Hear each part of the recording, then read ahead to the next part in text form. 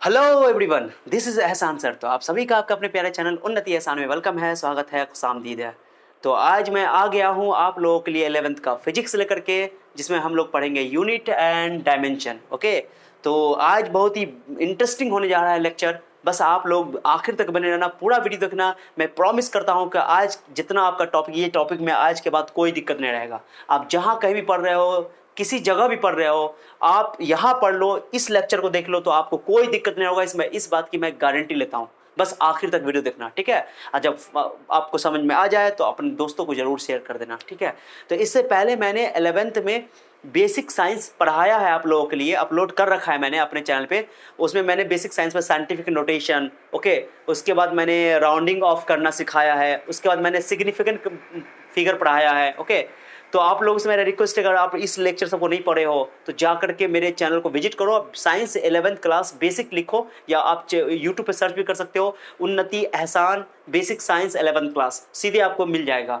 या आप मेरे चैनल को विजिट करके भी देख सकते हो, ओके। तो उसमें मैंने सारे टॉपिक लेक्चर कवर कर रखे हैं, क्योंकि वो आपको आएगा तो मज़ा आएगा। तो सिग्निफिकेंट फिगर में दोबारा यहाँ नहीं पढ़ाऊंगा, क्योंकि मैंने वहाँ पढ़ा रखा है, बेसिक साइंस में अपलोड कर रखा है, ओके। चलो, तो आज का लेक्चर जो है बहुत ही अमेजिंग होने वाला है। आप बस आखिर तक बने रहना। मैं आज बहुत ही फंडामेंटल पढ़ाने वाला हूँ, बहुत ही बेसिक चीज़ पढ़ाने वाला हूँ कि फिजिकल क्वांटिटी क्या होता है, फंडामेंटल क्वांटिटीज़ कितने टाइप के होते हैं, फिजिकल क्वांटिटी कितने टाइप के होते हैं, फंडामेंटल क्वांटिटीज़ क्या होता है, उसका आपको ड्राइव क्वांटिटीज़ क्या होता है। और उसमें मैं एकदम अमेजिंग चीज़ बताने वाला हूँ, दो चीज़ जो बच्चे जनरली बच्चे को टीचर लिखा देते हैं लेकिन समझाते नहीं है, जो कि हम लोग पढ़ते हैं सप्लीमेंट्री क्वांटिटीज़। दो सप्लीमेंट्री क्वांटिटीज़ होता है, एक होता है प्लेन एंगल, ओके, और एक होता है सॉलिड एंगल। तो बच्चे को जनरली टीचर लिखा देते हैं, समझाते नहीं है, लेकिन मैं आपको यहाँ पे एक्सप्लेन करूंगा एक एक चीज़ करके क्या चीज़ है। और इन सभी को आप लोग स्क्रीनशॉट भी ले सकते हो, और मैं इसी का पीडीएफ फाइल इस वीडियो के डिस्क्रिप्शन में डाल दूंगा, आप वहां से डाउनलोड भी कर सकते हो, नहीं तो आप स्क्रीनशॉट लेकर के नोट कर सकते हो, ठीक है। तो यहां से स्टार्ट है, मैंने उल्टा लिखा है, ओके, इधर से मैंने स्टार्ट किया है, तो इधर वाला पहले लिखोगे तब इधर वाला लिखोगे। तो देखो, सबसे पहले रिलैक्स हो जाओ, एकदम आराम से हो जाओ, शांति से पढ़ो। Physics is the easiest subject in the science. Science में सबसे आसान सब्जेक्ट फिजिक्स है, लेकिन मैं इतना साल से पढ़ा रहा हूँ, 12 साल से पढ़ा रहा हूँ। जितने बच्चों से मिलता हूँ 11th-12th में, तो मैक्सिमम बच्चे रोते रहते हैं, परेशान रहते हैं। 100 बच्चों में मैं देखता हूँ कि 90% बच्चों को एक साथ प्रॉब्लम फिजिक्स समझ में नहीं आती है। खासतौर से बायोलॉजी के जो बच्चे होते हैं वो तो बिल्कुल नहीं समझते हैं, बहुत ही कम, ओके, एक्सेप्शनली है। तो 90% बच्चों का बुरा हाल होता है। 11th ऐसे बच्चे बर्बाद कर देते हैं, 10 जगह घूमते घूमते बर्बाद करते हैं। खास तौर से वो बच्चे जो हिंदी मीडियम से पढ़ के आते हैं, उनका तो बहुत बुरा हाल होता है, क्योंकि वो हिंदी से आते हैं तो इंग्लिश में आने की वजह से वो 10 जगह टीचर नहीं उनको समझ में आता है, तो 10 जगह बदलते बदलते उनका 11th खराब हो जाता है। 12th तो रट रट के पास कर जाते हैं, लेकिन बाद में जो है कंपटीशन की तैयारी नहीं कर पाते, उनका बेस खराब हो जाता है। मैंने बहुत सारे बच्चों से देखा हूँ, मैंने 12th क्लास के बच्चों को देखा, 12th में नंबर लिया है 400 नंबर, लेकिन उसको फंडामेंटल उसको नहीं आता है कि फिजिकल क्वांटिटी क्या होता है, उसको पता नहीं है फिजिकल क्वांटिटी क्या है।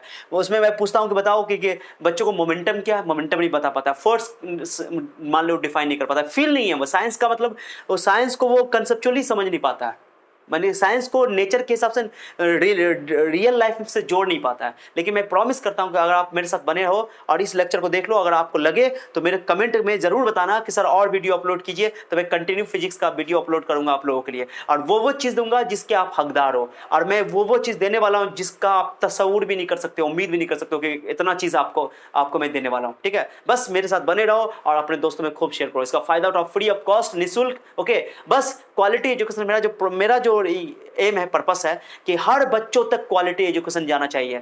बच्चा चाहता है पढ़ना, स्टूडेंट चाहता है पढ़ना, लेकिन उसको अच्छा गाइडलाइन नहीं मिल पाता है, अच्छा टीचर नहीं मिल पाता है, जिसकी वजह से बच्चों का पढ़ाई खराब हो जाता है, खास तौर से हिंदी मीडियम के बच्चे, ओके। चलो, लेक्चर बहुत हो गया, मैं स्टार्ट करता हूं आज का क्लास, ठीक है। चलो, आज मैं बात करने वाला हूं, बहुत ही फंडामेंटल चीज है, वो है 9th क्लास के बच्चे भी इस वीडियो को देख सकते हैं, ठीक है। तो लेक्चर स्टार्ट करने से पहले मैं कुछ लाइन आपको सुना देता हूं, ओके।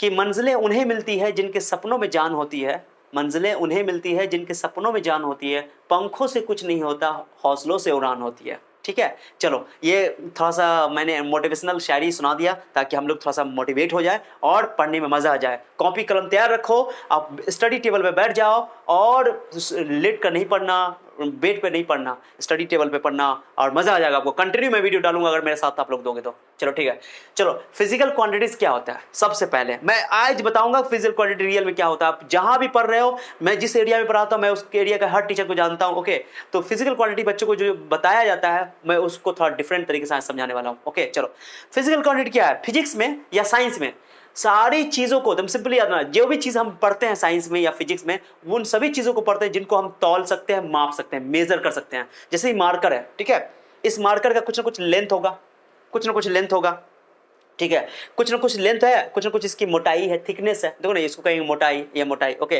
जैसे पेन होगा, पेन पतला होगा, इसकी मोटाई थोड़ा ज्यादा है पेन की तुलना में। और इसकी लंबाई की बात करो तो इसकी लंबाई मान लो इतना है। मैं इसके ढक्कन की बात करूँ, इसकी लंबाई, ढक्कन की लंबाई कम है।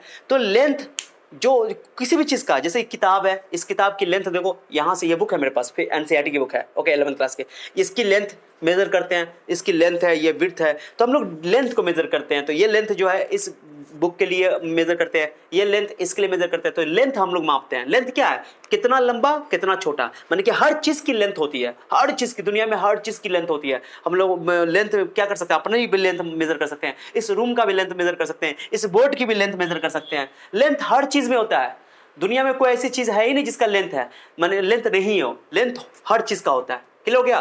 तो हर चीज को साइंस में हम लोग जो चीज पढ़ते हैं उसको मेजर करते हैं, मापते हैं, तौलते हैं, उसी को मेजर करते हैं, पढ़ते हैं। और कोई चीज ऐसी है ही नहीं जिसको मेजर नहीं कर सकते हैं। तो जिस चीज को भी मेजर किया जा सकता है या किया जाता है उसको बोलते हैं physical quantity. That's it.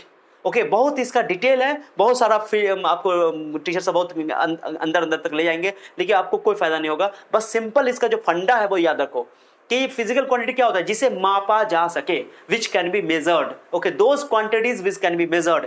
Physics में वही चीजों को हम लोग स्टडी करते हैं जिसको मापा जा सकता है। ओके, तो मैंने डेफिनेशन बहुत अच्छे तरीके से शॉर्टकट में लिख दिए हैं। खास तौर से हिंदी मीडियम के बच्चे जिनको डेफिनेशन इंग्लिश में आए हैं, उनको दिक्कत हो रहा है, तो उनके लिए मैं शॉर्ट मैंने लिख दिया पॉइंट सब। बहुत ही बेहतरीन नोट्स बना हुआ है। आपको इस तरह का नोट्स आपको यूट्यूब पे कहीं नहीं मिलेगा, इस बात की मैं गारंटी लेता हूँ। ओके, यूट्यूब पे आपको नोट्स है बना हुआ, पढ़ाया रहे टीचर सब, लेकिन उन्होंने पूरा हिस्ट्री लिख दिया है। मैंने आप लोगों के लिए शॉर्ट इंट्रोडक्शन लेकर आया हूं, मैं पूरा point two the point. Okay, तो विच कैन बी मेजर्ड, जिसे मापा जा सके, दैट्स इट। यही है फिजिकल क्वांटिटी। ओके, जिसे मापा जा सके। जैसे लेंथ को मेजर कर सकते हैं, हाँ सर लेंथ को। अब ये लेंथ की बात कर लिया, जैसे मैंने बोला इस बुक की लेंथ और इस मार्कर का लेंथ किसका ज्यादा है, तो बोलेंगे सर बुक की लेंथ ज्यादा है मार्कर की लेंथ से। लेंथ। ओके, एक इंटरेस्टिंग चीज मैं बता रहा हूं, बहुत ही इंटरेस्टिंग चीज है। ओके, फिजिकल क्वांटिटी मैं बताऊं कि बताओ कौन चीज है जो फिजिकल क्वांटिटी नहीं है। तो मैं एक चीज आपको बताता हूं, ये जो बुक है ना, ये बुक फिजिकल क्वांटिटी नहीं है। मैं आपको रिपीट कर रहा हूं, फिर से मेरी बात को ध्यान सुनना। कहोगे सर फिजिकल क्वांटिटी, बच्चे सब जानते हैं कि फिजिकल क्वांटिटी क्या होता है, लेकिन मैं पूछता हूं बताओ कि कौन ऐसा चीज है जो फिजिकल क्वांटिटी नहीं है, तो बच्चे फंस जाते हैं। अब मैं पूछूंगा बताओ बुक फिजिकल क्वांटिटी है, तो बुक फिजिकल क्वांटिटी नहीं है। दिमाग में बैठा लो, बुक फिजिकल क्वांटिटी नहीं है, लेकिन बुक की जो हम लोग लेंथ मेजर कर रहे हैं ये physical quantity, length physical quantity है। ओके, लेंथ फिजिकल क्वांटिटी, लेकिन बुक फिजिकल क्वांटिटी नहीं है। ओके, ये मार्कर फिजिकल क्वांटिटी है नहीं, मार्कर की जो लेंथ है ये फिजिकल क्वांटिटी, क्योंकि हम लोग मार्कर का लेंथ मेजर करते हैं। मार्कर का जो ये एरिया है, इसको एरिया ऑफ क्रॉस सेक्शन बोलते हैं, ये मोटाई, थिकनेस। ओके, ये आपका फिजिकल क्वांटिटी है, ये मोटाई हम मेजर करते हैं। मार्कर को मेजर करने का मतलब हुआ कि उसका लेंथ मेजर कर रहे हैं, इसका मोटाई मेजर करते हैं, वैसे इसका टेंपरेचर होगा, कुछ ना कुछ, ये गर्म, हल्का गर्म होगा या ज्यादा गर्म होगा या कम ठंडा होगा, तो इसका कुछ ना कुछ टेंपरेचर होगा, इसका भी टेंपरेचर होगा, तो टेंपरेचर मेजर करते हैं। तो टेंपरेचर फिजिकल क्वांटिटी है, लेंथ फिजिकल क्वांटिटी है। ये जैसे इसका कुछ ना कुछ, ये हल्का बोलेंगे, ये भारी है, ये बुक जो है भारी है, मार्कर हल्का है, तो हल्का मतलब क्या, हल्का भारी मतलब क्या, मास। तो मास एक फिजिकल क्वांटिटी है, इसको तौलते हैं, तो ये भारी है, ये हल्का है, तो बोलते हैं कि ये इसकी तुलना में, मार्कर की तुलना में बुक भारी है। Okay, book is heavier than this marker. Okay, तो ये मास जो है तौलने वाली चीज है, मास एक फिजिकल क्वांटिटी है, द्रव्यमान जिसको हिंदी में बोलते हैं। ठीक है, तो मैं हिंदी में भी आप लोगों को बोलूंगा, कोई डाउट होगा जरूर बोलना, मैं हिंदी में भी समझाऊंगा। मैं जानता हूं कि जो हिंदी मीडियम के बच्चे होते हैं उनको बहुत दिक्कत होता है, तो मैं हिंदी में, मैंने कुछ बात सब हिंदी में मैंने लिख दिया है, कोई डाउट हो जरूर पूछना मुझसे, ठीक है, कमेंट के जरिए। तो मैं क्या बोल रहा हूं कि ये बुक फिजिकल क्वांटिटी नहीं है, दिमाग में बैठाओ इस बात को।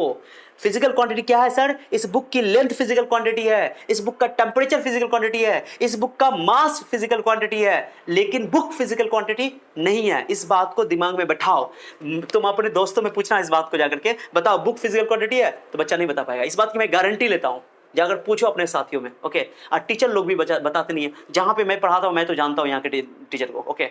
जनरली यहाँ के टीचर को मैं जानता हूँ, बच्चों को बस यहाँ पर फिजिक्स में भी हिस्ट्री लिखाते हैं बहुत सारे टीचर साहब, ओके। हो गए कुछ टीचर अच्छे पढ़ाने वाले, लेकिन मैं प्रॉमिस, मैं दावा नहीं कर रहा हूँ, लेकिन मैं आपको बता रहा हूँ कि मैं जो पढ़ाने वाला हूँ, मैं किसी से, मैं ये नहीं कह रहा हूँ कि मैं सबसे अच्छा पढ़ाता हूँ, मैं ये नहीं कहूँगा। मैं ये कहूँगा कि मैं किसी से कम भी नहीं पढ़ाता हूँ, ठीक है। इसलिए समझो, मैं फील करवा दूंगा साइंस को आपको, ठीक है। चलो, तो ये बुक फिजिकल क्वांटिटी नहीं है, ओके। इस बुक की लेंथ फिजिकल क्वांटिटी है, लंबाई फिजिकल क्वांटिटी है, इस बुक का एरिया फिजिकल क्वांटिटी है, इस बुक का टेम्परेचर फिजिकल क्वांटिटी है, इस बुक का मास फिजिकल क्वांटिटी है, ओके। इस मार्कर का लेंथ फिजिकल क्वांटिटी है, इस मार्कर का टेम्परेचर फिजिकल क्वांटिटी है, इस मार्कर का मास फिजिकल क्वांटिटी है। लेकिन ये मार्कर खुद फिजिकल क्वांटिटी नहीं है, ये बुक खुद मार्क फिजिकल क्वांटिटी नहीं है, ओके। तो जिस चीज को मापा जा सके उसे फिजिकल क्वांटिटी कहते हैं। लेकिन किस चीज को? लेंथ को मेजर करते हैं, किसी भी चीज का मास को मेजर करते हैं, टेम्परेचर को मेजर करते हैं, ओके, ये फिजिकल क्वांटिटी है, ओके। एरिया को मेजर करते हैं, फिजिकल क्वांटिटी है। करंट को मेजर करते हैं, करंट फिजिकल क्वांटिटी है, ठीक है। स्पीड को मेजर करते हैं, स्पीड फिजिकल क्वांटिटी है। लेकिन बुक फिजिकल क्वांटिटी नहीं है। मोबाइल फिजिकल क्वांटिटी है? नहीं है। मैंने बोला ना आपको, मोबाइल फिजिकल क्वांटिटी नहीं है, लेकिन मोबाइल का टेम्परेचर फिजिकल क्वांटिटी है, मोबाइल का लेंथ फिजिकल क्वांटिटी है, ओके। मैं भी मोबाइल से वीडियो बना रहा हूं, आप लोगों को बता रहा हूं, नहीं तो मोबाइल से मैं दिखा देता आपको, ठीक है। जैसे ही देखो, मेरे पास एक है, ये इसकी एरिया ये सर्कुलर है, तो ये एरिया इसका फिजिकल क्वांटिटी है, लेकिन ये खुद फिजिकल क्वांटिटी नहीं है, ओके। और इसका क्या बोलते हैं, कुछ ना कुछ टेम्परेचर होगा, ठंडा है अलग बात है, टेम्परेचर तो है ना, माइनस में हो या प्लस में, कुछ भी हो, लेकिन ये इसका फिजिकल, ये भी इसका टेम्परेचर फिजिकल क्वांटिटी है, लेकिन ये खुद फिजिकल क्वांटिटी नहीं है। That's it, okay. समझ में आ रहा है मैं क्या बोल रहा हूँ? तो तुमसे आपको पूछा जाएगा कि बताओ कुछ ऐसा क्वांटिटी बताओ जो फिजिकल क्वांटिटी नहीं है, माने नॉन फिजिकल क्वांटिटी। तो नॉन फिजिकल क्वांटिटी क्या है सर? जैसे कि मार्कर, मोबाइल, घर, building, okay, fan, okay, bulb, ये फिजिकल क्वांटिटी नहीं है। That's it. अब जैसे और एक और चीज, इसको तौला नहीं जाता है, माने इसको हम लोग मेजर नहीं करते हैं। मार्कर को नहीं मेजर करते हैं, मार्कर के लेंथ को मेजर करते हैं, मार्कर के मास को मेजर करते हैं, ठीक है। उसका एक और चीज, हंसी, ओके, जैसे मैंने हैप्पीनेस, खुशी को मेजर किया जा सकता है, ये भी नॉन फिजिकल क्वांटिटी, इसको हम लोग मेजर नहीं करते हैं। फिजिक्स में सबको स्टडी नहीं करते हैं। नॉन फिजिकल क्वांटिटी यानी कि जैसे हैप्पीनेस, खुशी को बोल रहे हैं, कैसे करोगे खुशी को? क्या बोलोगे कि आज मैं ऐसे मैं हंस रहा हूँ, हा हा हा हा हा हा हा हा, आज मैं 1 किलो खुश हूँ, कल मैं आधा किलो खुश हूँ, ऐसा थोड़ी होता है। खुशी को तौल तो थोड़ी होगा, आधा किलो है, 1 किलो है, 1.5 किलो है, 1 मीटर है, 2 मीटर है, 10। सर आज मैं बहुत खुश हूँ, आज मैं बहुत हंस रहा हूँ, हा हा हा हा, तो मैं 10, मैं आज कम, हाँ 10, 5 खुश हूँ, ऐसा नहीं होता है। खुशी को तौला नहीं जाता है, खुशी को मेजर नहीं कर सकते हैं। तो happiness is not a physical quantity, non physical quantity. नफरत, हेट भी फिजिकल क्वांटिटी नहीं है। लव, प्यार भी फिजिकल क्वांटिटी। कितना प्यार, मेरी मम्मी मुझे बहुत प्यार करती है, मेरे पापा मुझे बहुत प्यार करते हैं। मेरी मम्मी दो प्यार करती है, मेरे पापा 1 प्यार करते हैं, मेरी मम्मी 50 प्यार करती है, मेरे पापा, ऐसा थोड़ी होता है। लव को हम लोग मेजर नहीं करते हैं फिजिक्स में, ठीक है, इस बात को याद रखो। तो ये सभी नॉन फिजिकल क्वांटिटी है। तो देखो, which can be measured, length, mass, time, temperature etcetera, ये सब फिजिकल क्वांटिटी है। नॉन फिजिकल क्वांटिटी कौन है sir? Which can not be measure, जिसको मापा ना जा सके। जैसे लव को नहीं मापते हैं, हेट, नफरत, घृणा जिसको बोलते हैं, हैप्पीनेस, खुशी, ओके, जैसे खुशी भी बोल दो, गुस्सापन भी नहीं है। मोबाइल फिजिकल क्वांटिटी नहीं है। बुक फिजिकल क्वांटिटी नहीं है। पेन फिजिकल क्वांटिटी नहीं है। बिल्डिंग फिजिकल क्वांटिटी नहीं है। ये घर फिजिकल क्वांटिटी नहीं है। फिजिकल क्वांटिटी क्या है सर? तो length, mass, time, temperature is a physical quantity है। आज आप लोग नई बात सीख रहे हो, सीखे हो तो लाइक ठोक देना, ओके। नई बात सीखे हो तो चलो ठीक है। चलो अब फिजिकल क्वांटिटी, अब बहुत इंटरेस्टिंग पॉइंट पे आ जाओ, ओके। फिजिकल क्वांटिटी 2 टाइप का है। फिजिकल क्वांटिटी का क्लासिफिकेशन कैसे किया गया है, वर्गीकरण कैसे किया गया है? तो आप लोग कहीं पे पढ़े होगा वेक्टर क्वांटिटी, इसके मैंने वेक्टर पढ़ा रखा है 11th का। अगर आप लोग देखें, मैंने फिजिक्स पहले मैंने बेसिक पढ़ाया, पूरा मैथमेटिक्स से स्ट्रॉन्ग किया है। अब मैं बेसिक फिजिक्स का मैथ भी पढ़ा रहा हूँ। अगर आप लोग पढ़ना चाहते हो तो मैंने ट्रिग्नोमेट्री पढ़ा रखा है 11th में, अभी मैं कैलकुलस स्टार्ट करने वाला हूँ 11th का, ठीक है। पहले मैं इस चैप्टर पढ़ाऊंगा, फिर आपको और भी उसको धीरे धीरे डालूंगा। मेरे चैनल को विजिट करके देखना, बहुत 11th का मैंने डाल रखा है, बहुत कुछ पढ़ा रखा है, ओके। बहुत फायदा उठा सकते हो आप अगर पढ़ना चाहते हो तो, ठीक है। चलो, तो फिजिकल क्वांटिटी का जो क्लासिफिकेशन है, वर्गीकरण है, वो 2 टाइप का है। किसके बेस पर? 2 टाइप का होता है फिजिकल क्वांटिटी। 2 टाइप का है। वो स्केलर वेक्टर जो है वो अलग चीज है, वो हम लोग वहां पढ़ेंगे, ओके, वो डायरेक्शन के आधार पे है। लेकिन फिजिकल क्वांटिटी के डिपेंडेंसी के आधार पे है, ये बहुत इंपॉर्टेंट है। डिपेंडेंसी समझते हो? अरे कोई चीज का आधार होता है, बेस होता है। जैसे मान लो मैं पूछूं आपको कि इंसान कितने प्रकार के होते हैं, तो क्या बोलोगे आप कि सर इंसान एक काला, एक गोरा, एक सांवला, 3 तरह का होता है सर। तो किसको तुमने आधार माना, किसको बेस माना सर? बेस इसमें कलर को माना, रंग को। रंग के आधार पे, कलर के आधार पे इंसान को आपने तीन कैटेगरी में बांट दिया, 3 भागों में बांट दिया सर, काला, गोरा और सांवला। ठीक है, अब मैं बोलूं कि बताओ इंसान कितने प्रकार के होते हैं उसके लंबाई के आधार पे, तो बोलो सर एक बड़का लंबा होता है जिसको हम लोग बोलते हैं क्या बोल सकते हो, लंबा आदमी, एक बोल सकते हो भुट्टा आदमी, एक बीच वाला आदमी। और इस तरह मैं बोलूँगी, आप फिर आधार बोलोगे सर एक इंसान 2 प्रकार का होता है सर, एक बुद्धिमान, एक मंद बुद्धि। ओके, बहुत तेज, बहुत टैलेंटेड मानी ब्रिलियंट, एक कम जो बोलते हैं हम लोग स्टूपिड है, जो मंद बुद्धि बोलते हैं जिसको। ओके, 2 तरह का। तो आधार माना जाता है, किस आधार पे बांटा जा रहा है क्लास, कोई भी चीज को पूरे साइंस में याद रखो, किसी जगह पर भी टाइप आ जाए, कैटेगराइजेशन आ जाए, क्लासिफिकेशन आ जाए, तो देखो बेस किस पर है, किस चीज पे आधार है, उसका आधार क्या, किस आधार पे बांटा गया है। Okay, this is very very important thing. Okay, तो देखो classification of the physical quantity based on dependency, dependency के आधार पे कि वो किस पे डिपेंड कर रहा है कि नहीं कर रहा है, माने कि यहाँ पे निर्भरता के आधार पे। ओके, अब सुनो, 2 तरह का फिजिकल क्वांटिटी है डिपेंडेंसी के आधार पे, ये हमको पढ़ना है पहला चैप्टर में, जो चैप्टर अभी चल रहा है, फंडामेंटल और बेस क्वांटिटीज। फंडामेंटल और बेस क्वांटिटीज बोलते हैं इसको, फंडामेंटल क्वांटिटीज बोल सकते हो, बेस क्वांटिटीज भी बोल सकते हो। अब मैं एक चीज समझाता हूँ, 2 तरह का क्वांटिटी कैसे है। एक है ड्राइव क्वांटिटीज, जिसको हिंदी में बोलते हैं व्युत्पन्न राशि, इसको बोलते हैं आधारभूत राशि, हिंदी में आप लोगों ने सुना होगा। जैसे मैं बोलूं मास जो होता है ना, मास, जैसे मास फंडामेंटल क्वांटिटी है, ये किसी पे डिपेंड नहीं करता है। Mass does not depend on any other quantity, mass अकेला है, दुनिया में जितनी भी चीजें हैं, जो भी सब्सटेंस हैं, जो भी मटेरियल है, उसका मास होता है। बिना मास के दुनिया में कोई चीज एग्जिस्ट ही नहीं करती है। ओके, जो भी चीज है उसका मास है। मास दुनिया में हर मटेरियल का एक कैरेक्टरिस्टिक्स है, एक इंट्रिंसिक प्रॉपर्टी है। अगर कोई बॉडी है तो मास है, इसलिए मास किसी चीज पर डिपेंड नहीं करता है, किसी पर डिपेंड नहीं करता है, मास किसी पे डिपेंड नहीं करता, इसलिए मास को बोलते हैं फंडामेंटल क्वांटिटीज। ओके, अब जैसे मैं बोलूं स्पीड देखो, लेंथ भी फंडामेंटल क्वांटिटी है, आपको टाइम भी फंडामेंटल क्वांटिटी है। लेकिन मैं आपको बोलूं जैसे स्पीड का फॉर्मूला क्या होता है, डिस्टेंस बाय टाइम। अब बताओ डिस्टेंस क्या है, डिस्टेंस तो लेंथ ही है ना, तो लेंथ आपका फंडामेंटल क्वांटिटी है, टाइम आपका फंडामेंटल क्वांटिटी है। स्पीड लिखने के लिए इस मार्कर को मैं यूज नहीं करता हूं यहाँ पे। स्पीड लिखने के लिए आपको क्या चाहिए बताओ, स्पीड लिखने के लिए आपको चाहिए distance by time. Okay, speed लिखने के लिए डिस्टेंस चाहिए और टाइम चाहिए। स्पीड को आप तभी लिख पाओगे जब डिस्टेंस यानी कि लेंथ और टाइम चाहिए। यानी स्पीड किस पे डिपेंड करता है, डिस्टेंस पे डिपेंड करता है, टाइम पे डिपेंड करता है। तो डिस्टेंस स्पीड किसी पे, सॉरी मैं क्या बोल रहा हूँ, हाँ, स्पीड डिस्टेंस पे डिपेंड करता है, टाइम पे डिपेंड करता है। यानी स्पीड ऐसा नहीं है कि किसी पे डिपेंड नहीं करे, स्पीड को डिपेंड करना पड़ेगा, क्योंकि वो डिपेंड करता है तब तो फॉर्मूला उसमें डिस्टेंस बाय टाइम आता है। डिस्टेंस मिलेगा, टाइम मिलेगा, तभी आपको स्पीड मिलेगा। लेकिन टाइम किसी पे डिपेंड नहीं करता है, लेंथ किसी पे डिपेंड नहीं करता है। ओके, तो स्पीड डिपेंड करता है, स्पीड को लिखने के लिए मुझे डिस्टेंस और टाइम चाहिए, बिना डिस्टेंस का टाइम का आपको स्पीड नहीं निकाल सकते हो। एरिया बात करो, एरिया की बात करते हैं। एरिया का फॉर्मूला क्या होता है, लेंथ इंटू विड्थ, लंबाई इंटू चौड़ाई। सुनो ना, तो ये भी लेंथ, क्या बार लेंथ को लिखना पड़ेगा, 2 बार लेंथ। अरे विड्थ भी तो एक लेंथ है, चौड़ाई है, लंबाई है, दूरी है, ये भी डिस्टेंस, ये भी लेंथ बोल सकते हो।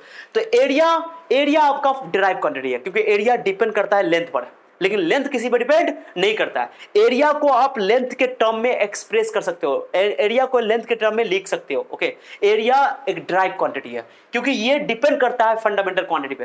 तो जो क्वांटिटी किसी पे डिपेंड ना करे उसको बोलते हैं फंडामेंटल क्वांटिटी, और जो क्वांटिटी फंडामेंटल क्वांटिटी पे डिपेंड करे उसको बोलते हैं ड्राइव क्वांटिटी। बात खत्म। ड्राइव मतलब ड्राइव किया गया, वहां से फंडामेंटल क्वांटिटी के हेल्प से उसको ड्राइव किया गया, प्राप्त किया गया, व्युत्पन्न किया गया। ठीक है, बहुत ईजी है, बहुत ईजी। मैं बोल रहा हूं आपको, जैसे एग्जांपल और देता हूं मैं, आपने सुना होगा जैसे मान लो कि वॉल्यूम का फॉर्मूला क्या होता है, LBH, सुना होगा, LBH लंबाई गुना चौड़ाई गुना ऊंचाई, वॉल्यूम मतलब आयतन। ओके, तो आपने सुना होगा। अब बताओ वॉल्यूम लिखने के लिए क्या डिस्टेंस चाहिए, ये डिस्टेंस है, लेंथ है, ये भी लेंथ है, ये भी लेंथ है, ये भी डिस्टेंस है, ये भी मीटर में, ये भी मीटर में, ये भी मीटर में। तो लेंथ 3 बार चाहिए। तो वॉल्यूम आपको डिराइव क्वांटिटी है, क्योंकि वॉल्यूम फंडामेंटल क्वांटिटी पे डिपेंड कर रहा है। तो जो भी क्वांटिटी फंडामेंटल क्वांटिटी पे डिपेंड करेगा उसको बोलेंगे डिराइव क्वांटिटी। यानी कि वॉल्यूम को आपको बनाना है तो आपको फंडामेंटल क्वांटिटी की हेल्प से लिखना पड़ेगा। उम्मीद करता हूं कि समझ में आ गया होगा। लेकिन फंडामेंटल क्वांटिटी किसी पे डिपेंड नहीं करता है, ना लेंथ, ना टाइम, ना मास, ये सब 7 फंडामेंटल क्वांटिटी हम लोग को पढ़ना है। मैंने लिख दिया, देखो डेफिनेशन मैंने लिख दिया, फंडामेंटल और base quantity, these do not depend on any other quantity, ये किसी पे निर्भर नहीं है, किसी पे डिपेंड नहीं करता है। लेकिन और एक और डेफिनेशन मैंने लिखा, these can not be express, this can not express in terms of other quantity, ये फंडामेंटल क्वांटिटी ऐसा है जो किसी पे डिपेंड नहीं करता है। एक डेफिनेशन ये रखना बहुत ईजी है, दो मैंने बहुत ईजी में, which do not depend on any other quantity, ये किसी पे डिपेंड नहीं करते हैं, दूसरी राशि पे डिपेंड नहीं करते हैं, यानी इनको किसी दूसरे राशि के टर्म में नहीं लिख सकते हैं, डिफाइंड नहीं कर सकते हैं। Okay, this can not defined in terms of other quantities. Okay, this is very very important, fundamental quantities are those quantities which cannot defined in terms of other quantities। okay, माने ये किसी पर depend नहीं करते हैं, बात खत्म, एक लाइन में ये डेफिनेशन याद रखना, ठीक है। उसकी मैंने 7 फंडामेंटल क्वांटिटी है। ओके, कौन कौन? Mass, length, time, current, temperature, amount of substance, luminous intensity, किसी पे डिपेंड नहीं करते हैं। साथ ही पूरे फिजिक्स में 7 ही फंडामेंटल क्वांटिटी है, 2 और है जो कि सप्लीमेंट्री है, उसको अलग से हम लोग पढ़ेंगे। ओके, 7 बेस क्वांटिटीज आर कौन कौन? Mass, length, time, current, temperature, amount of substance, luminous intensity. आप लोग को ये पता है, पूरा आप लोग 9 से पढ़ रहे हो। मास का एसआई यूनिट क्या होता है? किलोग्राम। यूनिट के बारे में अगला लेक्चर में बात करूंगा मैं, अभी मैं लिख दिया हूं एक जगह टेबल, मैं अगला लेक्चर में, डायमेंशन भी मैं अगला लेक्चर में बात करूंगा, मैंने जैसे जैसे चैप्टर आगे बढ़ता जाएगा मैं बढ़ाऊंगा, जैसे अगला लेक्चर आएगा इसके बाद सिस्टम ऑफ यूनिट के बारे में डिटेल से बात करूंगा मैं। ओके, उसके अगला लेक्चर आएगा डायमेंशन का। मैं इस चैप्टर में हम लोग को क्या है कि यूनिट है, डायमेंशन है, एरर है, 3 टॉपिक है मेन, यूनिट, डायमेंशन, एरर। बच्चा जनरली यूनिट को तो बेसिक बच्चे को ठीक ठाक नहीं होता, लेकिन रट लेता है चलो। डायमेंशन बच्चा निकालने आ जाता है, लेकिन डायमेंशन का जो यूज है, एप्लीकेशन है, वो एकदम दार है, मजा आएगा आपको। मैं सब क्वेश्चन ऐसा पढ़ाऊंगा ना आपको, आईटी जिस तरह का क्वेश्चन सॉल्व हो जाएगा। उसके अलावा एरर एनालिसिस बच्चा सब गच्चा खा जाता है उसमें। ओके, लेकिन मैं दावा कर रहा हूं कि मैं पढ़ाऊंगा ना आपको, एरर सबसे ईजी हो जाएगा आपको। ओके, मैंने बोला ना physics is the easiest subject in the science. Okay, चलो, तो मास का एसआई यूनिट क्या होता है? किलोग्राम। आप जानते हो केजी। ओके, ये भी लिखने का रूल होता है, जो किलोग्राम छोटा के है, छोटा जी है, किलोग्राम। और डायमेंशन फॉर्मूला इसका एम होता है, मास एम है तो एम से लिख देते हैं। क्या होता है डायमेंशन फॉर्मूला? लेक्चर में बताऊंगा मैं जब पढ़ाऊंगा। लेंथ का एसआई यूनिट होता है मीटर, मीटर को मीटर को ऐसे भी लिख देते हैं, मीटर ऐसे भी लिख देते हैं कहीं कहीं, और ऐसे भी लिख देते हैं। ये आपका एक अमेरिकन इंग्लिश है, ये ब्रिटिश इंग्लिश है। कोई इंग्लिश भी हो, हमारे यहाँ ब्रिटिश इंग्लिश फॉलो होता है, कोई भी ब्रिटिश है इंग्लिश, कोई ब्रिटिश है और एक अमेरिकन है। कौन ब्रिटिश है कौन अमेरिकन हमको पता नहीं है, लेकिन दोनों सही है लिखने का तरीका। तो ये सब मैं इंग्लिश नहीं पढ़ा रहा हूँ। Okay, so don't worry, don't be confused. Okay, तो चिंता मत करना। मीटर को एम से लिखते हैं, स्मॉल एम से। टाइम का एसआई यूनिट होता है सेकंड, एसआई यूनिट है ये। एसआई यूनिट क्या होता है मैं नेक्स्ट लेक्चर में बात करूंगा, आपको पता भी होगा, मुझे पता है। टाइम सेकंड होता है एसआई यूनिट, करंट का एसआई यूनिट एम्पियर होता है, कैपिटल लेटर। कोई भी साइंटिस्ट का नाम स्टार्ट होगा तो कैपिटल ए लिखेंगे, कैपिटल लेटर लिखेंगे, एम्पियर। टेम्परेचर का एसआई यूनिट क्या होता है? केल्विन। ओके, केल्विन कैपिटल के है, स्मॉल के नहीं है, कैपिटल के। पूरा नाम लिखोगे ना, इस बात को रूल दूंगा, सुना यूनिट लिखो, मैं यूनिट के टाइम में बताऊंगा, वैसे मैंने बेसिक साइंस में इसको पढ़ा रखा है, ठीक है, आप देख सकते हो। Okay, ampere. ओके, एम्पियर का साइंटिस्ट का नाम है, तो कैपिटल लेटर, अगर सिंबल लिखेंगे तो कैपिटल लेटर लिखेंगे, लेकिन पूरा नाम लिखेंगे तो स्मॉल लेटर से लिखेंगे। ये फिजिक्स का रूल है। अगर आपका होता है जैसे टेम्परेचर का एसआई यूनिट होता है केल्विन, टेम्परेचर डिग्री सेल्सियस में मेजर करते हैं, वो सब यूनिट है, लेकिन एसआई यूनिट केल्विन है। स्मॉल के से लिखेंगे, पूरा नाम लिखेंगे तो, लेकिन अगर सिंबल इस्तेमाल करेंगे तो कैपिटल के। अमाउंट ऑफ सब्सटेंस, पदार्थ की मात्रा, आप सुने हो कब? अमाउंट ऑफ फिजिक्स में, केमिस्ट्री में मैं पढ़ाऊंगा इसका, मोल कंसेप्ट बहुत बेहतरीन ढंग से समझा दूंगा आपको। मोल ये तो इसका पूरा नाम है। ओके, लेकिन उसका सिंबल है MOL, मोल, ई हटा देते हैं। ओके, उसके बाद लुमिनस इंटेंसिटी, ज्योति तीव्रता, ये क्या होता है सर? चमक जिसको बोलते हैं, जैसे एक बल्ब से चमक कम, उसी जगह 10 बल्ब लगा दो, 10 बल्ब का चमक ज्यादा। ओके, चमक इंटेंसिटी बोलते हैं उसको, चमक, तीव्रता हिंदी बोलते हैं ज्योति तीव्रता। चूंकि कैंडल, जैसे मान लो एक कैंडल है, एक कैंडल क्या, कैंडल यार ये मोमबत्ती, एक कैंडल लगा लो तो उससे कम चमक आएगा, कम रोशनी आएगा। 2 कैंडल ले लो, 10 का चमक थोड़ा बढ़ जाएगा। 10 कैंडल ले लो तो 10 के बराबर बहुत सारा चमक आएगा, बहुत सारी रोशनी आएगी। ओके, तो कंडेला उसका ऐसा रखा गया, कंडल से कंडेला, ऐसे याद रखना, कंडल से कंडेला। ओके, तो लुमिनस इंटेंसिटी, ज्योति तीव्रता का एसआई यूनिट होता है कंडेला, उसको सीरीज में सिंबल में लिखते हैं, छोटा सी छोटा डी, छोटा सी छोटा, ये साइंटिस्ट का नाम नहीं है कि कैपिटल लेटर लिख दोगे। ओके, और उसका डायमेंशन फॉर्मूला एम, लेंथ का एल, टाइम का बॉक्स में लिख दिया था, क्यू बॉक्स में लिखा है, सब रीजन में बताऊंगा, डायमेंशन पढ़ाऊंगा तो। इलेक्ट्रिक करंट का ए, ये सब जरूरत नहीं पड़ेगा डायमेंशन में, हम लोग ये 3 चीज का पड़ेगा, MLT, मास, लेंथ, टाइम। ओके, बॉक्स में लिख देना। केल्विन का के भी लिख देते हैं, कभी कभी थीटा भी लिख देता है, और मोल का MOL, LC, मोल को डब्बा में लिख दो, और सॉरी CD को डब्बा में लिख दो, बस ये मैंने बहुत अच्छा आपको नोट्स बना कर रख दिया, बहुत बेहतरीन नोट्स है आपके लिए। Okay, mass, length, time, current, temperature, amount of substance, luminous intensity, 7 fundamental quantity है मेरे पास, 7 फंडामेंटल क्वांटिटी, बेस क्वांटिटीज बोलते हैं, ये किसी पे डिपेंड नहीं करते हैं। अब आ जाओ ड्राइव क्वांटिटी में, These depend on the base quantities, ये बेस क्वांटिटी पे डिपेंड करते हैं। माने ये ड्राइव क्वांटिटी जो area, volume, speed, density, acceleration, force, momentum etcetera. Physics में इन 7 के अलावा और 2 है सप्लीमेंट्री क्वांटिटी, मैं बताऊंगा। एक है सॉलिड एंगल, एक है आपको प्लेन एंगल। सॉलिड एंगल और प्लेन एंगल, ये दो एंगल जो है दो चीज़ है। इसके अलावा ये सप्लीमेंट्री क्वांटिटी, ये भी आपको ड्राइव क्वांटिटी का ही पार्ट है, ठीक है, यानी कि drive quantity sorry fundamental quantity का पार्ट है, बेस क्वांटिटी का पार्ट है, ठीक है। तो मैं कहूँगा आपको कि इन सात और ये दो के अलावा फिजिक्स में जितने भी फिजिकल क्वांटिटी है, जितनी भी फिजिकल क्वांटिटी 400-500 हम लोग को पढ़ना है पूरा 11-12 मिला करके, ठीक है, सभी फिजिकल क्वांटिटी ड्राइव क्वांटिटी है, दिमाग में बैठा लो इस बात को, ठीक है। ये 7 फंडामेंटल क्वांटिटी और ये 2 और क्वांटिटी जो कि सप्लीमेंट्री क्वांटिटी कहलाता है। इन 2 और 7 के अलावा जितने भी फिजिक्स में क्वांटिटी है सभी कौन क्वांटिटी है, बोलो मेरे साथ रिपीट करो, ड्राइव क्वांटिटी है, ठीक है, दिमाग में बैठा लो। Force, acceleration, velocity, momentum, angular momentum, जो भी चीज पढ़ो आप, ओके, स्ट्रेन, ओके, स्ट्रेस, जो भी चीज पढ़ोगे फिजिक्स में, अभी बहुत सारी चीज पढ़ोगे आप लोग, ओके, सब फंडामेंटल, सब जो है आपको ये ड्राइव क्वांटिटी है, इन 7 को और इन 2 को छोड़ के, ठीक है, बोलो इन 7 के अलावा, इन 2 के अलावा सभी ड्राइव क्वांटिटी है, बात खत्म। और ड्राइव क्वांटिटी मैंने और फंडामेंटल क्वांटिटी के 7 के अलावा 2 के अलावा नहीं है, सब ड्राइव है। चलो, तो मैंने क्या लिखा, जैसे एरिया को लिखने के लिए, एरिया लिखने के लिए लेंथ अब लिखना पड़ेगा, लंबाई गुणे चौड़ाई, तो लेंथ 2 बार आया, यानी कि एरिया लिखने के लिए आपको फंडामेंटल क्वांटिटी का हेल्प लेना पड़ेगा। माने एरिया को डिफाइन करोगे जब लेंथ को, आप लेंथ के टर्म में उसको एक्सप्रेस करोगे तब, ओके। माने एरिया लिखने के लिए लेंथ चाहिए, ओके, 2 बार लेंथ चाहिए। वॉल्यूम लिखने के लिए 2-3 बार लेंथ चाहिए, ये भी लेंथ है, ये भी लेंथ है, ये भी लेंथ है, ये लंबाई गुने चौड़ाई गुने ऊंचाई। आपको सर लेंथ क्यों पकड़े सर, लंबाई गुने चौड़ाई गुने ऊंचाई, अरे चौड़ाई भी तो जैसे कोई बुक का ये जो लेंथ है, आप लेंथ मैंने बोला मीटर में, बोला ये सर 2 मीटर है, कितना मीटर सर, 2 मीटर है। ये चौड़ाई है, ये चौड़ाई भी सर 1 मीटर है, तो चौड़ाई भी क्या है, लेंथ तो है, वो भी तो दूरी है, वो भी मीटर में बोलोगे, ये भी मीटर में बोलोगे, तो लंबाई भी मीटर, लेंथ भी लेंथ है, मीटर भी, ब्रेड्थ भी लेंथ है, चौड़ाई भी लेंथ है, और हाइट भी लेंथ है। लेंथ मतलब डिस्टेंस, समझे बात को, डिस्टेंस भी लेंथ है, डिस्प्लेसमेंट भी लेंथ है, सब एक तरह का लेंथ है, okay, always remember length, breadth, height, लंबाई लंबाई लंबाई, लंबाई कौन है, फंडामेंटल क्वांटिटी है, लंबाई क्या है, फंडामेंटल क्वांटिटी। तो वॉल्यूम लिखने के लिए यानी आयतन लिखने के लिए आपको लंबाई चाहिए, वो भी 3 बार चाहिए लंबाई। तो आप देखो वॉल्यूम जो है लंबाई पर डिपेंड कर रहा है, volume is expressed in terms of length, okay.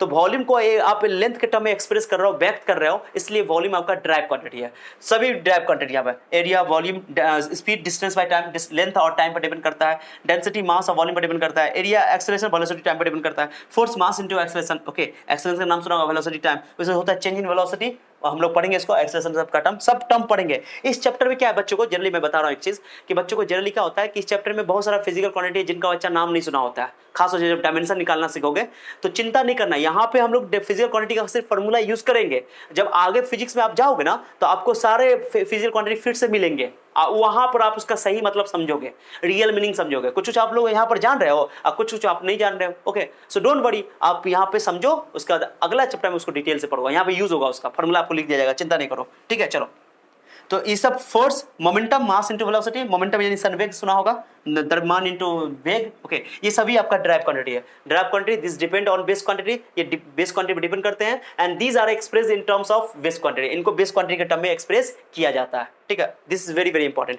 अब आ जाओ, 2 सप्लीमेंट्री क्वांटिटीज है, मैंने बोला इन 7 फंडामेंटल क्वांटिटी यानी बेस क्वांटिटीज, ओके, और 2 सप्लीमेंट्री क्वांटिटी के अलावा जितने भी क्वांटिटी फिजिक्स में है सभी ड्राइव क्वांटिटीज है, okay, you should remember, okay. उसके अलावा 2 सप्लीमेंट्री का मतलब क्या होता है सर, इसको हिंदी में बोलते हैं संपूरक, ओके, संपूरक भौतिक राशि। तो सप्लीमेंट्री का मतलब क्या हुआ कि इनका जो इनके बारे में जो स्टडी करके बताया गया, साइंटिस्ट ने बताया हमें, ओके, जानकारी दी, ये 7 फंडामेंटल क्वांटिटी के अलावा बाद में इसका चर्चा हुआ, बाद में इस पे स्टडी हुआ, ठीक है, इसलिए इसको सप्लीमेंट्री कहते हैं। जैसे तुम लोग नहीं, आप लोग 10th क्लास में कोई बच्चा, मान लो कोई दोस्त है या कोई साथी है या आपके कोई क्लासमेट है, फेल कर गए 10th क्लास में, तो फेल कर जाते तो उनको दोबारा एग्जाम होता है, एक तो या तो बोर्ड एग्जाम दे फाइनल, या तो सप्लीमेंट्री एग्जाम दे। सप्लीमेंट्री मतलब क्या कि फाइनल बोर्ड के एग्जाम के बाद सप्लीमेंट्री माने जस्ट बाद, ओके, सप्लीमेंट्री मतलब बाद, ओके, समझे बात को, तो सप्लीमेंट्री एग्जाम होता है, उसी तरह यहाँ पर सप्लीमेंट्री क्वांटिटीज है। तो 2 क्वांटिटीज है, एक प्लेन एंगल, एक है आपके पास सॉलिड एंगल। प्लेन एंगल आप, मैंने इनके बारे में फिजिक्स में बहुत काम आएगा। प्लेन एंगल, जो भी एंगल आप लोग पढ़ते हो ना, जैसे आप लोग ना पढ़ते हो लाइन के बीच में, 2 लाइन के बीच में एंगल है, जैसे अभी देखो ये कितना एंगल है, 0 डिग्री, कितना एंगल है sir, 30 degree, 45 degree, 60 degree, 70 degree, 80 degree, 90 degree, हो ना, जो 90 डिग्री है ना, लेकिन हम लोग डिग्री नहीं लेते हैं, हम लोग रेडियन लेते हैं। यहाँ पे डिफाइन करेंगे, मैंने बता रखा, मैंने बेसिक में ट्रिग्नोमेट्री पढ़ा रखा है आप लोगों को जरूर चाहिए कि ट्रिग्नोमेट्री मेरे चैनल को विजिट करो, 11th क्लास का ट्रिग्नोमेट्री जाकर पढ़ो, रेडियन मेजरमेंट, डिग्री मेजरमेंट मैंने बहुत डिटेल से पढ़ाया है, बहुत अच्छा से पढ़ाया है, फिजिक्स वाले बच्चों को तो देखना ही देखना है उसको, ठीक है। चलो, तो प्लेन एंगल उसी को बोलते हैं, प्लेन एंगल। जो एंगल हम लोग पढ़ते हैं ना उसको प्लेन एंगल। और एंगल की जो एसआई नोट होती है रेडियन, रेडियन में बोलते हैं, रेडियन को RAD सिंबल है रेडियन। ओके, और अब एक चीज समझो, आप कहोगे सर एंगल कैसे निकालते हैं, तो ये सर रेडियन एंगल है ना सर्किल के लिए डिफाइन किया गया है। ओके, सर्किल में ये देखो ये एल है, एल को कहते हैं आर्क लेंथ, मैंने लिख दिया यहाँ पर आर्क लेंथ, चाप की लंबाई।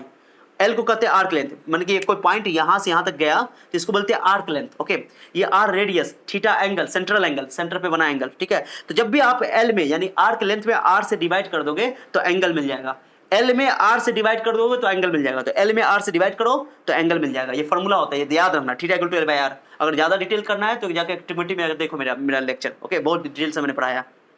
तो theta equal to L by R, तो एल इक्वल टू क्या हो जाएगा, आर इंटू थीटा। एल क्या डिस्टेंस है, ये डिस्टेंस आर्क लेंथ बोलते हैं इसको। अब बताओ एक साइकिल हो जाएगा पूरा, एक साइकिल यानी कि एक सर्किल कंप्लीट हो जाएगा, तो एक साइकिल में कितना डिस्टेंस होगा, यहां से यहां तक डिस्टेंस थीटा इंटू आर, और यहाँ टोटल से एक चक्कर हो जाएगा, तो एक चक्कर में कितना होगा डिस्टेंस, तो एक चक्कर में आप लोग जानते हो सरकमफेरेंस, जिसको हिंदी में परिधि बोलते हैं। एक सर्किल का एक कंप्लीट चक्कर का दूरी कितना होगा, एक कंप्लीट चक्कर का दूरी सरकमफेरेंस यानी परिधि। आप सरकमफेरेंस का फॉर्मूला आप जानते हो, मैंने लिखा for one circle total distance कितना होगा, टोटल डिस्टेंस एक चक्कर का 2 पाई आर, आप जानते हो। अब ये मैंने क्या बोला सुनो, थीटा इंटू आर, ये इंपॉर्टेंट चीज समझो, बहुत ही ये जबरदस्त चीज है, मैं बता रहा हूं आपको। ओके, थीटा इंटू आर, एक साइकिल के लिए, एक सर्किल के लिए टोटल डिस्टेंस कितना होता है 2 पाई आर।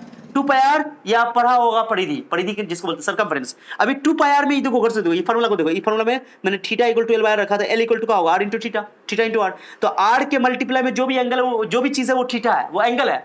आर के मल्टीप्लाई में जो भी चीज रहेगा वो एंगल होगा। तो यहां देखो सॉरी, आर के मल्टीप्लाई में क्या है यहाँ पे 2 पाई, आर के मल्टीप्लाई में क्या है 2 पाई, यही 2 पाई एंगल है, यही 2 पाई, क्योंकि आर के मल्टीप्लाई में जो थीटा है वही एंगल है, यहाँ पर आर के मल्टीप्लाई में 2 पाई है, तो theta equal to 2 pi radian. इसे कंपेयर करो, theta equal to 2 pi radian. ये बहुत इंटरेस्टिंग है, बच्चों को गलती कंफ्यूजन होता है। ओके सॉरी, मैंने बोला ना क्या कि theta equal to 2 pi radian, ये एंगल। तो एक साइकिल में यानी एक सर्किल में टोटल एंगल कितना बनता है 2 पाई, माने एक साइकिल में, सर्किल के एक माने एक चक्कर लगा लो, एक चक्कर में, एक रिवोल्यूशन में 2 पाई रेडियन बनता है एंगल रेडियन में 2 पाई बनता है। तो कैसे समझ में आया सर 2 पाई बनता है, ये फार्मूला को देखो, हम लोग बचपन से ही फार्मूला पढ़ते हैं, C equal to 2 pi R. Okay, तो 2 पाई आर क्या होता है 2 पाई आर, तो आर के मल्टीप्लाई में जो रहेगा वो एंगल होगा, तो आर के मल्टीप्लाई में 2 पाई है, तो 2 पाई ये एंगल है। ओके, ये एंगल रेडियन में है, theta equal to 2 pi radian.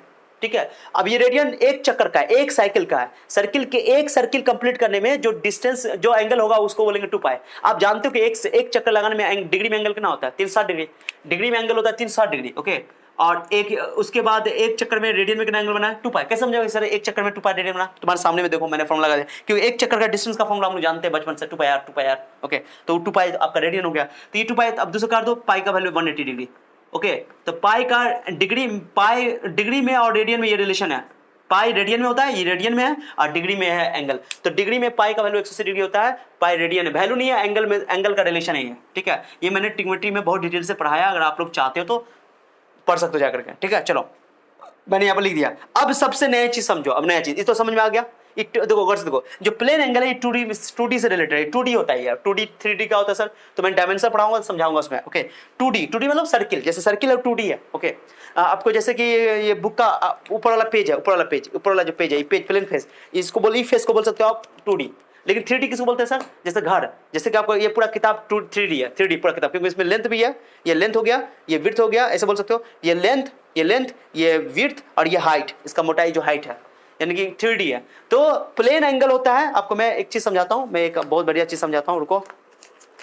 Okay, मैं पेज एक फाड़ लेता हूं, उसके बाद मैं बताता हूं, रुको। ओके, अब सुनो अच्छा से, ये जो है देखो, ये जो प्लेन देख रहे हो, इसमें जो लाइन का एंगल खींचोगे, दो एंगल लाइन के बीच में, दो लाइन के बीच में एंगल, तो ये तो प्लेन एंगल है।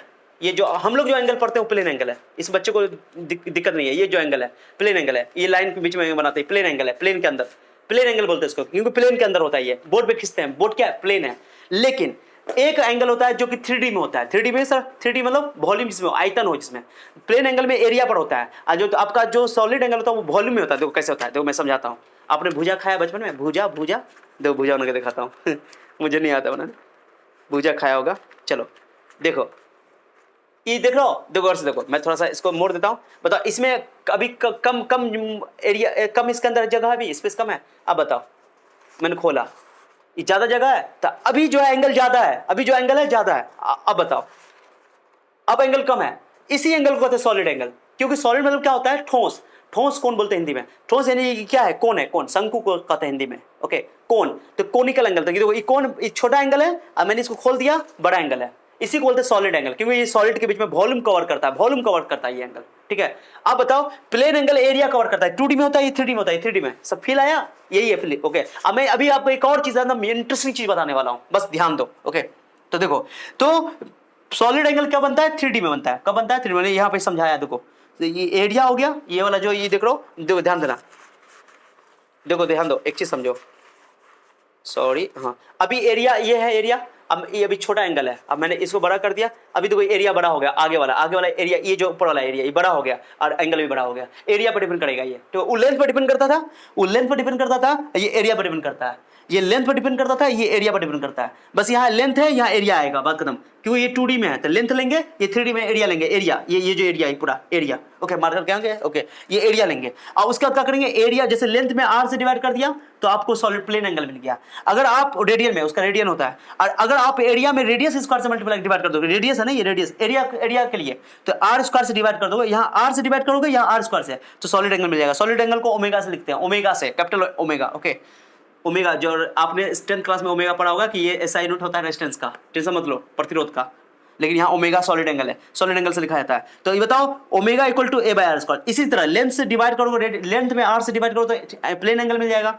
एरिया में डिवाइड कर दोगे तो r² से डिवाइड करना पड़ेगा, लेकिन क्योंकि दो ठो r इंटू r। ओके, इस तरह करके, वहां भी तो r, लेकिन यहाँ एरिया हो रहा है इसलिए एरिया, तो एरिया से r² से डिवाइड करो तो सॉलिड एंगल मिल जाएगा। मल्टीप्लाई करो, area equal to omega r², ये सॉलिड एंगल इंटू r², यानी r² के मल्टीप्लाई में जो लाओगे वो आपको ओमेगा मिल जाएगा। यहाँ r के मल्टीप्लाई में जो एंगल होगा, जो भी चीज होगा वो एंगल हो जाएगा। अब बताओ 3D का कोई फिगर बताओ, 3D का जो सबसे सिंपल फिगर है 3D में सबसे सिंपल फिगर है स्फीयर, गोला। जैसे सर्किल 2D में सबसे सिंपल फिगर बोल सकते हो। ओके, और सर्किल से समझने के लिए, और गोला जो होता है, गोला ओके, गोला बोला यहाँ पे है ही नहीं मेरे पास कुछ, है ना, गेंद रहता तो गेंद जो होता, गेंद, फुटबॉल, ये सब 3D फिगर में गोला है, स्फेरिकल है, स्फीयर है। तो स्फीयर, एक स्फीयर के लिए कितना एंगल होता है? तो स्फीयर का एरिया क्या होता है? क्यों मैंने बोला प्लेन एंगल किससे रिलेटेड, सॉरी सॉलिड एंगल किससे रिलेटेड है? एरिया से रिलेटेड है, एरिया चाहिए मुझे। तो अब जानते हो कि स्फीयर का एक पूरे स्फीयर का, पूरे गोला का एरिया कितना होता है? पूरे स्फीयर का, आप लोग स्फीयर बनाते हो, स्फीयर का एरिया 10th क्लास में पढ़ा हुआ, टोटल सरफेस एरिया 4πr² पढ़े हो ना, 4πr² पढ़े हो। तो 4πr², मैंने क्या बोला, r² के मल्टीप्लाई में जो रहेगा वो होगा सॉलिड एंगल। तो 4πr², देखो इधर से, या हाँ, r² के मल्टीप्लाई में करना है 4π, एक स्फीयर के लिए, ओके, जो सॉलिड एंगल बनता है वो 4π बनता है। फील आया कि नहीं आया, जल्दी बताओ। नए नीचे से बता रहे हैं, बहुत सारे आप जहां भी पढ़ रहे हो, मैक्सिमम मैं बोल रहा हूं कि मैक्सिमम टीचर नहीं पढ़ाते हैं टॉपिक सब, आप समझना जरूरी है। इसका यूज पड़ता है 12th में पड़ेगा, वैसे नहीं पढ़ाते तो दिक्कत नहीं है, लेकिन 12th में यूज होता है इसका, सॉलिड एंगल का। ठीक है, चलो, और कंपटीशन का क्वेश्चन सब बनाओगे तो उसमें यूज होगा। तो मैंने क्या बोला, देखो यहाँ मैंने लिख दिया, इट्स यूनिट इज, इसका यूनिट जो होता है, जैसे इसका यूनिट होता है रेडियन, तो इसका यूनिट होता है ST रेडियन। सॉलिड एंगल का SI यूनिट होता है ST रेडियन, SR लिखा जाता है। जैसे यहाँ रेडियन का शॉर्टकट रेड, और यहाँ ST रेडियन का पढ़ोगे ST radian, SR short. Okay, अब फॉर वन स्फीयर, एक गोला के लिए क्या होता है एरिया? 4πr²। ये r² के मल्टीप्लाई में जो है ये 4π है, वही 4π ST रेडियन, यही हो गया सॉलिड एंगल, यही सॉलिड एंगल हो गया। तो एक गोला के लिए, गोला क्यों लिए सर? 3D फिगर है, सॉलिड एंगल है, तो एक गोला में कितना एंगल बनता है? Solid angle 4π। कैसे समझ गए? कि फॉर्मूला हम लोग बचपन से जानते हैं, टोटल सरफेस एरिया यानी कि कुल पृष्ठीय क्षेत्रफल गोला का इतना होता है स्फीयर का, 4πr²। r² के मल्टीप्लाई में जो होगा वही सॉलिड एंगल होगा। तो r² के मल्टीप्लाई में 4π है, 4π सॉलिड एंगल हो गया। तो एक स्फीयर के लिए सॉलिड एंगल 4π ST रेडियन बनता है। ST रेडियन क्या चीज बोलो? ST radian. ओके, तो उम्मीद करता हूं कि आप लोगों को समझ आ गया होगा। थोड़ा लेक्चर लंबा हुआ है, लेकिन मैं एक एक बात आपको समझा रहा हूं। ओके, चलो, तो इस तरह करके पूरा नोट कर लेना, स्क्रीनशॉट ले लो। चलो स्क्रीनशॉट ले लो, फिल भी आ गया होगा, मैं कोशिश करूंगा पूरा फिल करवा दूं आपको। ठीक है, ले लो। ओके, मुझको भी लिफ्ट करा दे, थोड़ी ही सी तो लिफ्ट करा दे नहीं, तेरी ऊंची शान है मौला, मेरी अर्जी मान ले मौला, मुझको भी तो लिफ्ट करा दे, थोड़ी सी तो लिफ्ट करा दे। नहीं जी चलो ठीक है, मजा आया साइंस पढ़ने में? चलो अच्छा लगा होगा, बहुत मैं एफर्ट यूज़ कर रहा हूँ तो आप लोगों के लिए पहले मैंने नोट्स बनाया, पहले से लिख रखा हूँ कि टाइम बचे आपका, ओके। उसके अलावा मैं एक एक बात को आपको समझाया हूँ। अगर आप लोगों को एकदम बिल्कुल मज़ा आया है, अच्छा लगा है, तो लाइक ठोक कर जाना, लाइक करके जाना, ओके। इससे हम लोग को करेज मिलता है, ओके, हिम्मत मिलता है। और उसके अलावा कमेंट करके जरूर हर चीज़ पूछना, कमेंट करना जरूरी है। अगर आपको इसका अगला वाला लेक्चर चाहिए, मैंने बोला अगला लेक्चर में मैं बताऊंगा आपको कि यूनिट क्या होता है, यूनिट के बारे में एकदम इंटरेस्टिंग बात से बताने वाला हूँ। फिजिक्स बहुत ही इंटरेस्टिंग है, ओके।